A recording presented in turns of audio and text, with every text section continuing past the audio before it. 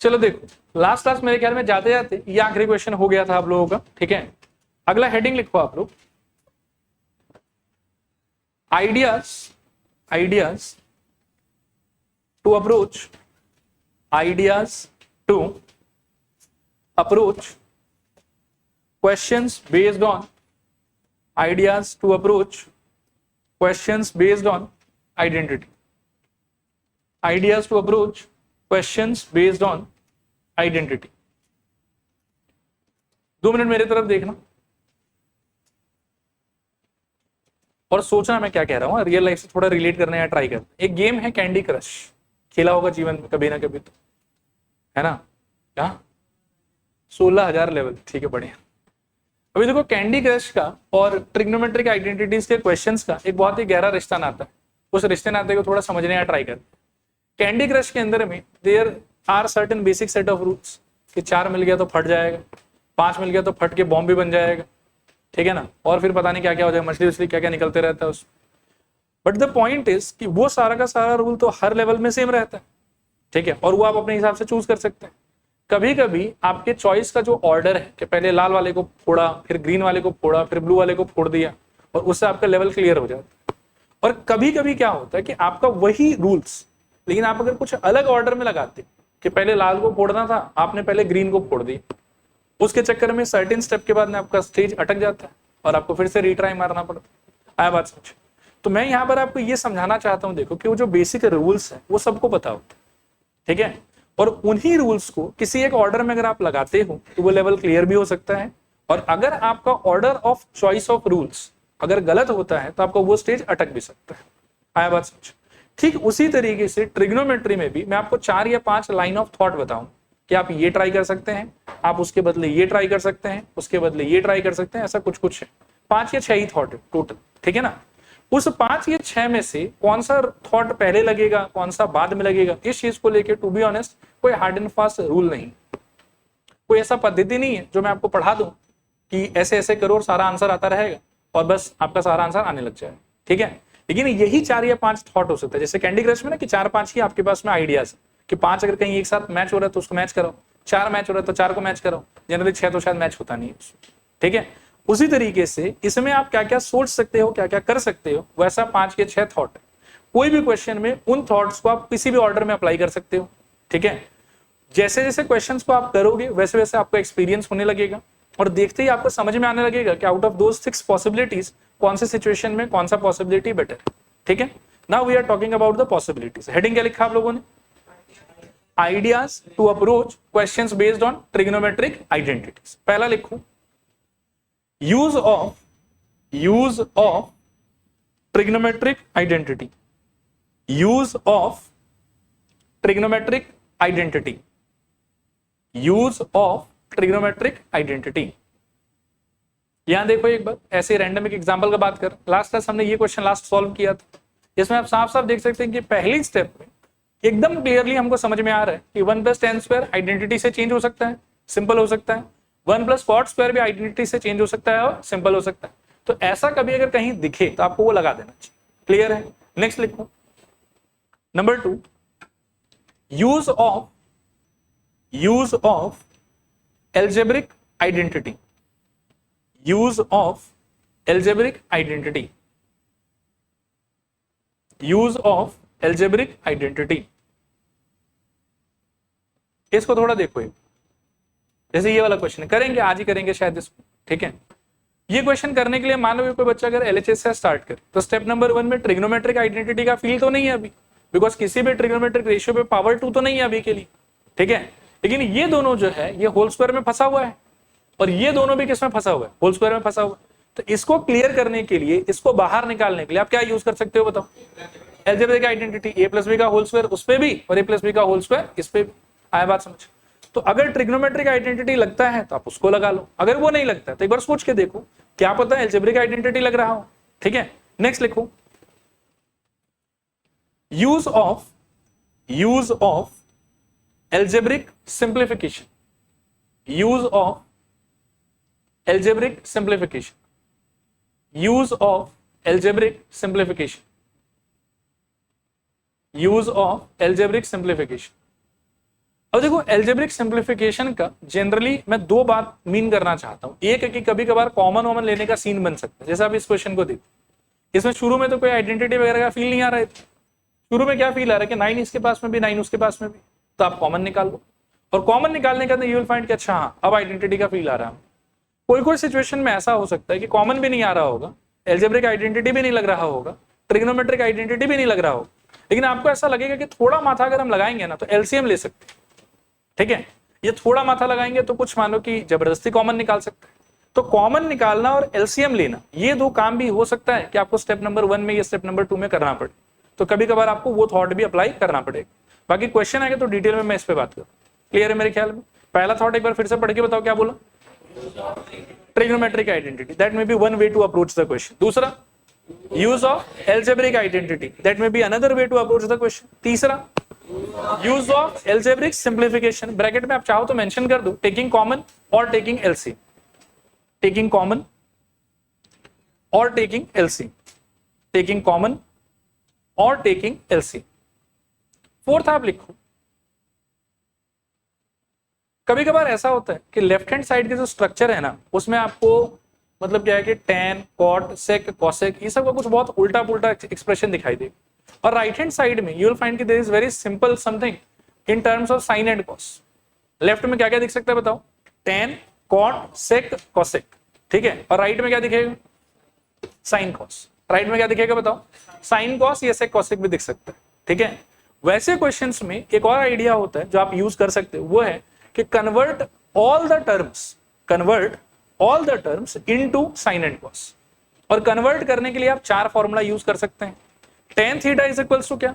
Sign theta by cos theta. बोलिए, जोर से बोलिए। Tan theta is equals to sine theta by cos theta. दूसरा, cot theta is equals to cos theta by sine theta. Sec theta is equals to 1 by cos theta and cosec theta is equals to 1 by sine theta. इन चार चीज को use करके आपको अपने पूरे के पूरे एलएचएस में या आरएचएस में क्या करना चाहिए कि हर एक टर्म को साइन कॉस में ट्रांसफॉर्म कर देना चाहिए। क्लियर है? लिखिए, कन्वर्टिंग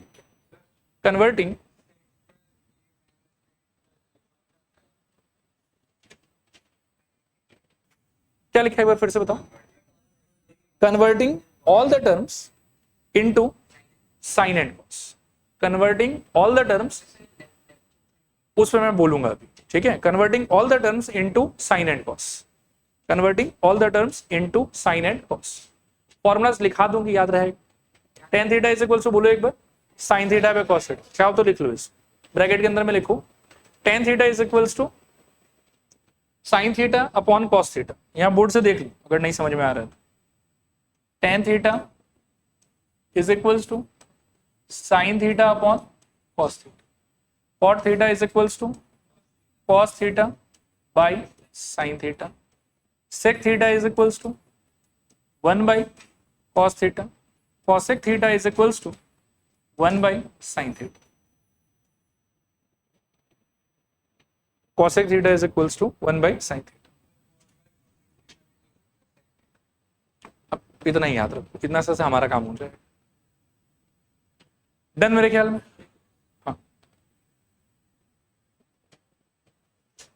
डन। अगला पॉइंट लिखो, use of rationalisation, use of rationalisation, use of rationalisation. अब देखो ये क्या चीज है ना, इसको प्लीज सब लोग बहुत ज्यादा ध्यान से सोचना और समझना। ठीक है, यूज ऑफ रैशनलाइजेशन। रैशनलाइजेशन पहले मैं जो आप लोग जानते हो उस पर थोड़ा बात करना चाहता हूं। कहीं अगर सपोज करो कि ऐसा कुछ लिखा हुआ है कि 1 divided by 3 plus root over 2, और मैं आपको बोलूं कि इसको रैशनलाइज करके बताओ, आप क्या करोगे? आपका टारगेट मेरे ख्याल में ये होना चाहिए कि नीचे ऊपर एक्सप्रेशन सेम, बीच का साइन चेंज करके आप मल्टीप्लाई कर दोगे शायद। तो आप क्या करोगे? ऊपर बताओ 1 इंटू 3 माइनस रूट, और नीचे बताओ 3 plus root 2 into 3 minus root 2। ये आया समझ थोड़ा पूरा?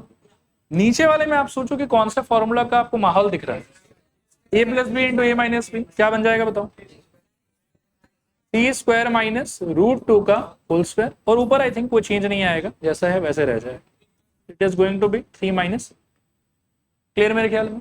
3 स्क्वायर का वैल्यू 9, √2 का वैल्यू मतलब √2 के स्क्वायर का वैल्यू 2, 9 माइनस 2 का वैल्यू 7। ठीक है, तो दिस इज इक्वल्स टू क्या हो जाएगा बताओ? आई थिंक 3 माइनस √2 बाई 6, मतलब सीधा ही लिख देता हूँ, चलेगा मेरे ख्याल। इस चीज से हम सब लोग फेमिलियर है। अच्छा, एक और एग्जांपल ले, let's say 1 divided by 5 plus √3 लिखा हुआ, इसको कैसे करोगे रैशनलाइज? अच्छा रुक जाओ, इस बार एक काम करते हैं, प्लस की जगह माइनस ले देते। अभी बताओ तो क्या करोगे? तो 1 इंटू 5 प्लस √3 बाई क्या? 5 माइनस √3 इंटू क्या? 5 प्लस √3, और क्या बचेगा? फिर से सोचो, a minus B into A plus B क्या हो जाएगा? 5 स्क्वायर माइनस √3 का होल स्क्वायर, और ऊपर क्या आएगा? 5 plus √3। This is equals to 5 square कितना? √3 का स्क्वायर 3 और 3, और यहां पर 5 प्लस √3, और यहां से सिंप्लीफाई करके क्या आएगा बताओ? 5 प्लस √3 बाई 22। क्लियर मेरे ख्याल? अब मैं कुछ कहूंगा, उसको थोड़ा ध्यान से सुनिए। रैशनलाइज करने का मीनिंग हम ये जानते हैं कि नीचे अगर दो चीज का सम या दो चीज का डिफरेंस हो तो हमको क्या करना है कि एक्सप्रेशन सेम रखना है, साइन चेंज करना है। पहले अगर मान लो कि बीच में प्लस था, अब हम ऊपर नीचे मल्टीप्लाई करेंगे बीच में माइनस डाल के, और अगर मान लो कि पहले बीच में माइनस था तो हम ऊपर नीचे मल्टीप्लाई करेंगे बीच में प्लस डाल के। ऐसा करने के बाद में क्या होता है कि नीचे हमेशा a square minus B square का सिचुएशन बनता है। चाहे सिचुएशन ऐसा हो और चाहे सिचुएशन ऐसा हो, लास्ट में नीचे हमेशा क्या बनेगा बताओ? a square minus B square. और a square minus B square बनने के चक्कर में दो इंपॉर्टेंट चीज होगा, पहला कि रूट गायब हो जाएगा, और दूसरा जो आपका डिनोमिनेटर पहले दो पार्ट में था वो डिनोमिनेटर अब एक सिंगल एंटिटी हो गया। पहले इट वाज लाइक 5 माइनस √3, दो पार्ट है उसका, इस बार कोई दो पार्ट नहीं है, सिंगल पार्ट है उसका। ठीक है, तो ये आपके रैशनलाइजेशन का मतलब। अब ट्रिग्नोमेट्री में रैशनलाइजेशन का क्या मतलब है और कहां आपको वो लगाना चाहिए कहां नहीं लगाना चाहिए, उसको थोड़ा समझने का ट्राई करो। मैं वापस से आपको ट्रिग्नोमेट्री का दो एक्सप्रेशन दिखाता हूं। मान लो कि 7 divided by 1 plus sine theta. एक और देखते हैं, let's say 7 divided by 1 minus cos theta. पर एक और देखते हैं, मान लो कि 15 divided by tan theta plus cot theta. ठीक है, help me to rationalize this. क्या होगा बताओ? सब लोग मन ला के ट्राई करो, बोलो 7 इंटू 1 माइनस साइन थीटा, नीचे क्या माहौल होगा? 1 plus sine theta into 1 minus sine theta. कोई दिक्कत? फिर क्या होगा बताओ? नीचे तो वही a square minus B square, क्या हो जाएगा बताओ? 1 का स्क्वायर 1 का स्क्वायर, नीचे का 1 का स्क्वायर 1, और साइन थीटा का square minus sign square theta, ऊपर 7 माइनस 7 साइन थीटा। एक बार यही छोड़ देते, इसका बताओ जरा। 7 इंटू 1 प्लस कॉस थीटा, नीचे क्या होगा बताओ? 1 minus cos theta into 1 plus cos theta. फिर नीचे बताओ क्या हो जाएगा? मेरे ख्याल में 1 माइनस कॉस स्क्वायर थीटा, ऊपर बताओ 7 प्लस 7 कॉस थीटा। ठीक है मेरे ख्याल में, एक बार इसको भी यहीं छोड़ देता हूं। इसका बताओ क्या हो जाएगा? 15 इंटू क्या? tan theta minus cot theta divided by, मेरे ख्याल में नीचे tan theta plus cot theta, और बोलो इंटू क्या? tan theta minus cot theta, और सिंप्लीफाई करके क्या हो जाएगा बताओ? 15 tan theta minus 15 cot theta divided by tan square theta minus cot square theta. Clear मेरे ख्याल में यहां? अब देखो, रैशनलाइजेशन करना यहां पर भी ठीक है मैथमेटिकली, यहां पर भी ठीक है मैथमेटिकली, और यहां पर भी ठीक है mathematically it is nowhere wrong. आप चाहें तो यहां भी लगा सकते हैं, चाहें तो यहां भी लगा सकते हैं, और चाहें तो यहां भी लगा सकते हैं। फिर इसके बाद में आपको क्या करना चाहिए कि अपने फॉर्मूला के चार्ट को आपको रेफर करना चाहिए।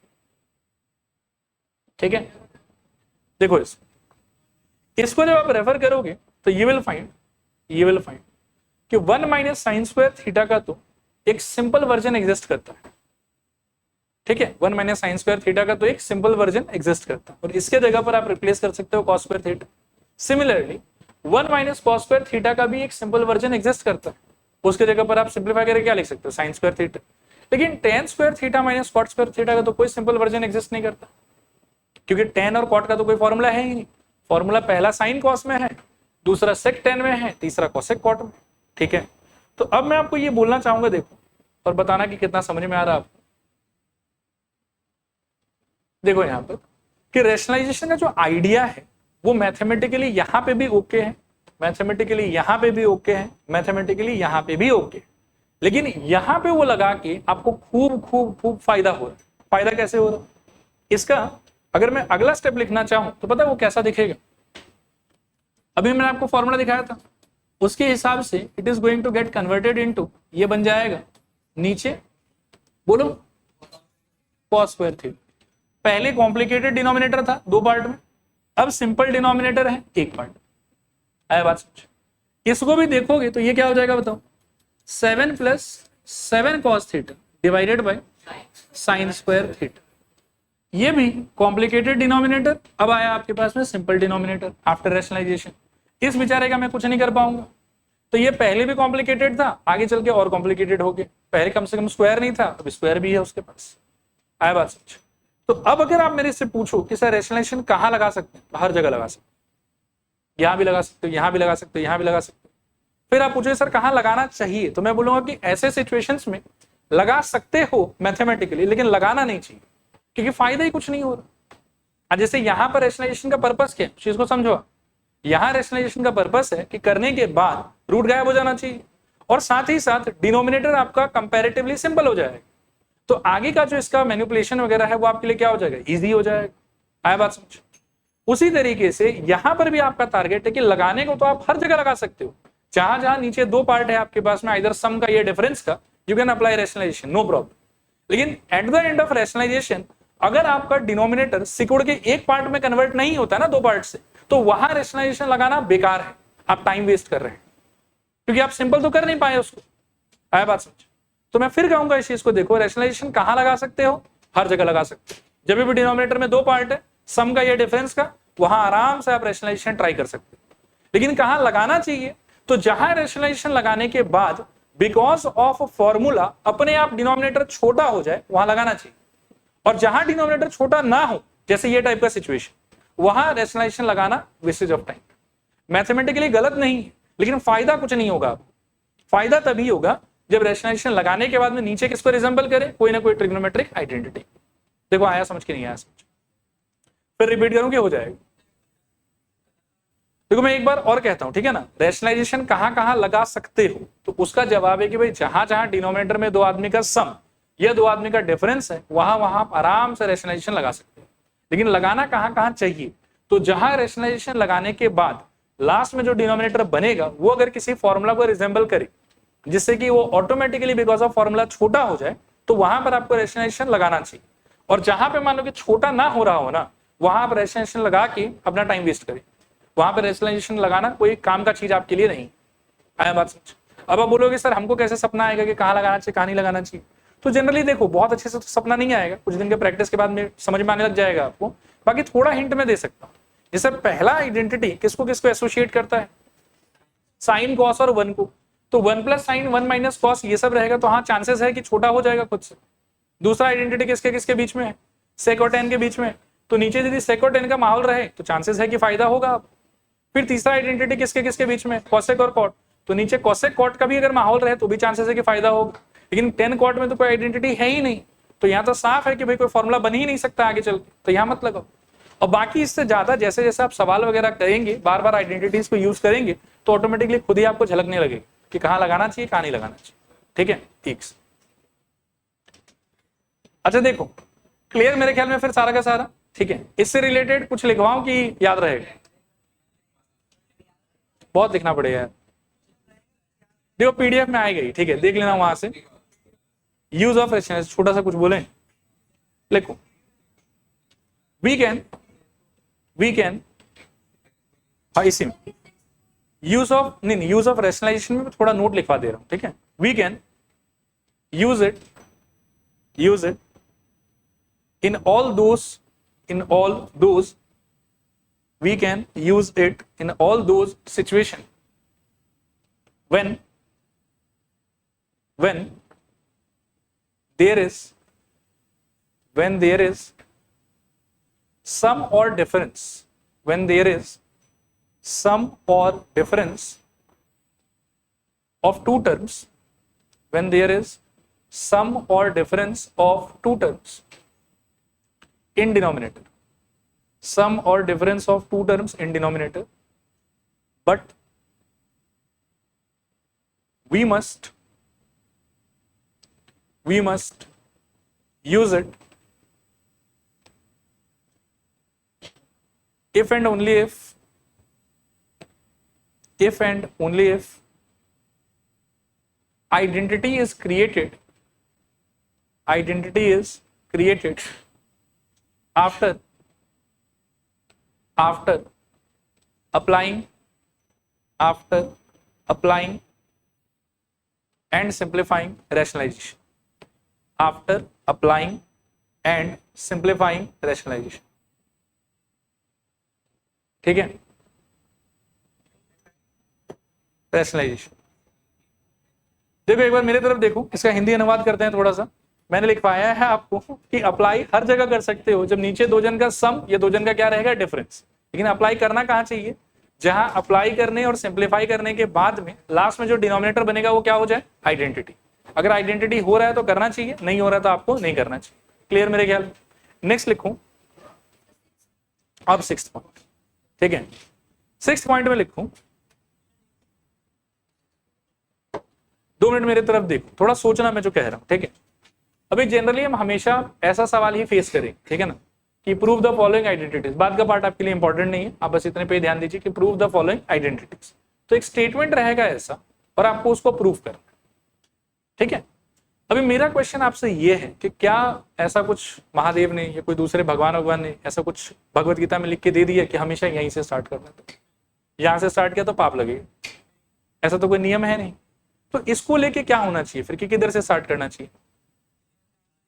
गीता फॉलो करो, हमेशा एलएचएस से स्टार्ट करो. उसमें तो लिखा हुआ है ना कि एलएचएस से स्टार्ट करना चाहिए. नहीं तो कहां से स्टार्ट करना चाहिए बताओ. अच्छा, जहां से पता चलता है कि फॉर्मूला लगे, जैसे दिख ही जाएगा. हाँ देखो, इस चीज को लेके मैं क्लैरिफिकेशन देता हूं आप लोगों को, ध्यान से सुनो. एक्चुअली आप एलएचएस से भी स्टार्ट कर सकते हैं, आप आरएचएस से भी स्टार्ट कर सकते हैं, और कभी कभार इनफैक्ट ऐसा होगा कि आप यहां से यहां, ये यहां से यहां जा ही नहीं पाएंगे. तो उस केसेस में आपको क्या करना पड़ेगा कि इसको भी सिंप्लीफाई करना होगा, इसको भी सिंप्लीफाई करना होगा, और दोनों आदमी एक कॉमन आंसर पे पहुंचेगा. और वहां से हम क्लेम करेंगे देखो सिंस दोनों का आंसर सेम आ रहा है, therefore LHS equals to RHS. So एक बार थोड़ा और डिटेल में बोलता हूं, ध्यान से सुनिए. एलएचएस आरएचएस को लेके there is no hard and fast rule कि हर सवाल में एलएचएस से स्टार्ट करना चाहिए और आरएचएस को जाना चाहिए, या आरएचएस से स्टार्ट करना चाहिए और एलएचएस को जाना चाहिए.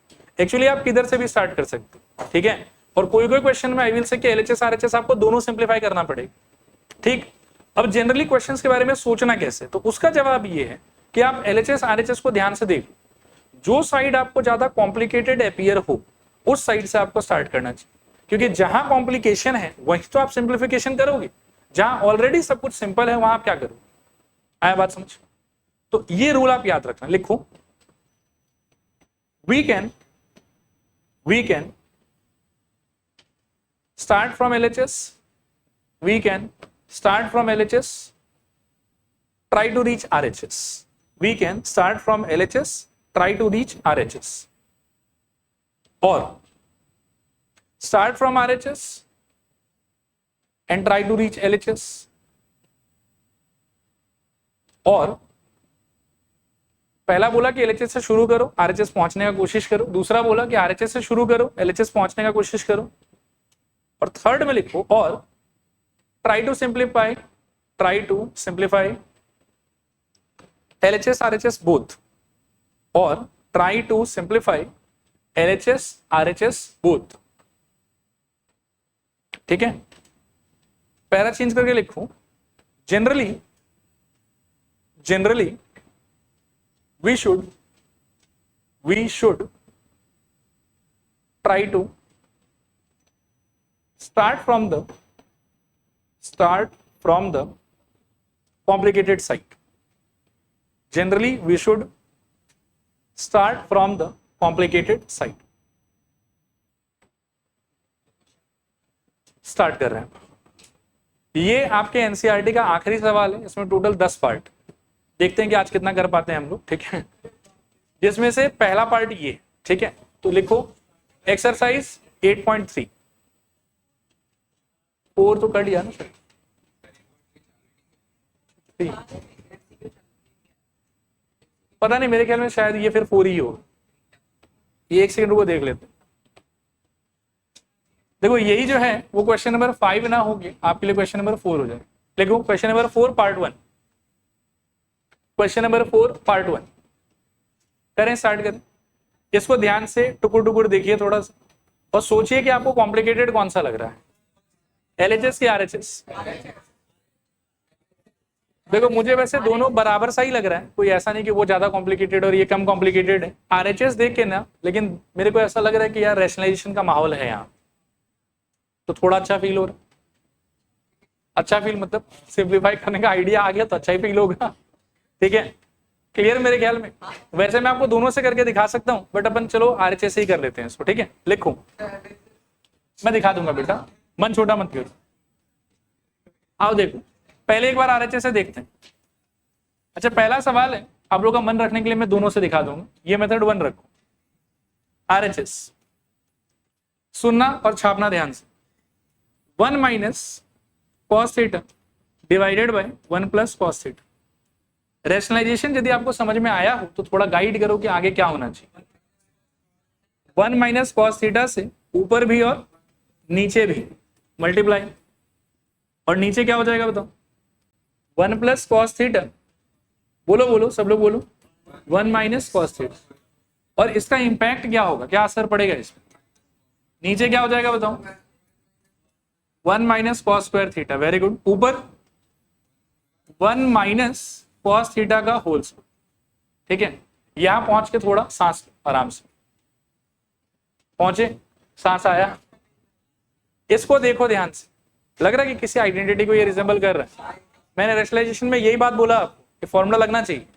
अब ये कौन सा फॉर्मूला को रिजेंबल कर रहा है बताओ, sine square theta plus cos square theta is equals to 1। Cos square को धक्का मार दो उस साइड, तो sine square theta equals to क्या हो जाएगा, 1 minus cos square theta. So this can be replaced by a simpler thing, क्या, साइन स्क्वायर थीटा। अब ध्यानपूर्वक थोड़ा देखो यहाँ पर फिर से टुकुर टुकुर, यहाँ क्या होगा बताओ, मेरे ख्याल में साइन स्क्वायर थीटा, यहाँ क्या होगा बताओ, 1 माइनस कॉस थीटा का whole square, 1 minus cos theta का होल स्क्वायर। क्या ये क्लियर है? उसके बाद में बचपन में आपको सिखाया गया था कि ए बाई बी का whole square is equals to A square by B square. आपका मन करे तो आप यहां से वहां भी जा सकते हो और मन करे तो वहां से यहां भी आ सकते हो। मतलब ऊपर पावर अगर डिस्ट्रीब्यूटेड नहीं है तो आप डिस्ट्रीब्यूट कर सकते हो, और डिस्ट्रीब्यूटेड है तो आप कॉमन ले सकते हो पावर। तो मैं कहूंगा कि यहां से पावर कॉमन खींच लो, आप होल स्क्वायर वगैरह मत खोलो, पावर कॉमन खींचो। तो क्या होगा देखो, 1 minus cos theta divided bye sine theta, और एक बड़ा सा ब्रैकेट लगा के पूरे का होल स्क्वायर। आया समझ? कर सकते हैं ना ऐसा, क्योंकि खोलेंगे तो यही हो जाएगा। आया बात समझ? इसके बाद आपको करना है बंटवारा। क्या करना है बताओ, बंटवारा। डिनोमिनेटर बांट दीजिए, ये जो साइन थीटा है ये आप 1 को भी दे दीजिए, और ये जो साइन थीटा है ये आप कॉस थीटा को भी दे दीजिए। सोचिए कैसा दिखेगा ये। This is equals to 1 by sine theta minus मेरे ख्याल में cos theta by sine theta. उम्मीद करता हूं कि समझ आया होगा आप लोगों को, ठीक है। इसके आगे सुनिए ध्यान से, 1 by sine theta, do you remember क्या होता था? बहुत मुश्किल है याद आना, लेकिन कोशिश करो। कॉसेक थीटा, और cos theta by sine theta, ये भी थोड़ा दुखता है, लेकिन कॉट थीटा का होल स्क्वायर, ठीक है। और इसको देखते ही आपकी आंखों में पानी, ये क्या हो गया। आरएचएस बोलूं कि एलएचएस बोलूं?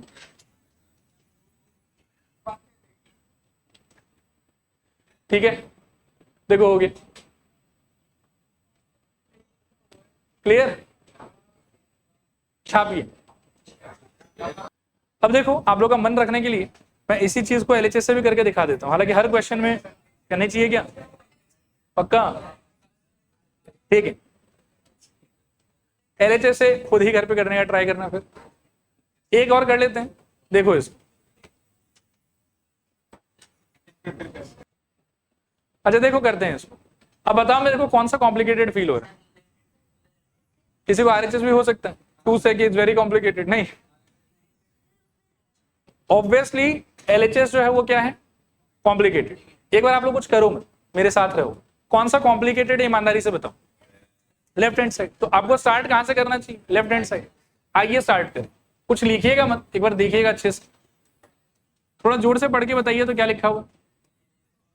cos a by 1 plus sign A plus 1 plus sign A by cos. ठीक है, अच्छा देखो आते हैं, फिर से एक बार पूछूंगा कॉम्प्लिकेटेड कौन सा है, थोड़ा जोर से फील करके। Left hand side, good. अभी मैं क्या कह रहा था, देखो कि ये भी एक फ्रैक्शन है, ये भी एक फ्रैक्शन है। आप आगे बढ़ने के लिए बहुत कुछ ट्राई कर सकते हैं, लाइक एलसीएम लेने का एक थॉट आपके मन में आ सकता है, ठीक है। फिर आपके मन में एक और थॉट आना चाहिए जो अच्छा थॉट है, वो थॉट है कि आप इस पार्ट में अलग से रैशनलाइजेशन लगाओ, क्योंकि यहाँ पे देखो माहौल नहीं है रैशनलाइजेशन का। रैशनलाइजेशन लगाने के लिए नीचे 2 आदमी चाहिए आपको, इसके पास तो है ही नहीं, तो इसको इग्नोर मार दो, इस पे ध्यान दो, इस पे है 2 आदमी, इसमें आपको क्या लगाना चाहिए बताओ? रैशनलाइजेशन। आप थोड़ा कोशिश करते हैं, एक बार आप लोग लिखना मत, हाँ, ऑरली देखना और बताने का ट्राई कर। क्या करूं बताओ? cos ए 1 माइनस साइन, और नीचे बताओ 1 प्लस साइन ए, और बताओ 1 माइनस साइन, ठीक है। और सेकेंड वाला फ्रैक्शन ऐसे छोड़ दो ना, प्लस क्या 1 प्लस साइन ए बाई क्या कॉस। आ रहा है समझ कि नहीं आ रहा समझ? अच्छा इसमें क्या होगा फिर बोलो? दिस इज इक्वल्स टू, ध्यान से सुनना, cos ए माइनस cos ए साइन, ठीक है, डिवाइडेड बाय क्या 1 माइनस, ये काम करो सुनो, फालतू ही मैंने अंदर घुसा दिया उसको, एक सेकंड खोलो मत, ऐसे रहने दो, cos ए बाहर ही रहने दो। अंदर क्या है आपके पास में 1 माइनस साइन ए, और नीचे क्या है आपके पास में 1 माइनस साइन स्क्वायर ए। इसको देखते ही आंख आपका चमकने लगना चाहिए। चमक रहा है आंख? क्या चमक रहा है बताओ? स्क्वायर हटा दूं, उसके जगह क्या लिख दूं? इसके जगह छोटा करके हम फॉर्मूला से क्या लिख सकते हैं?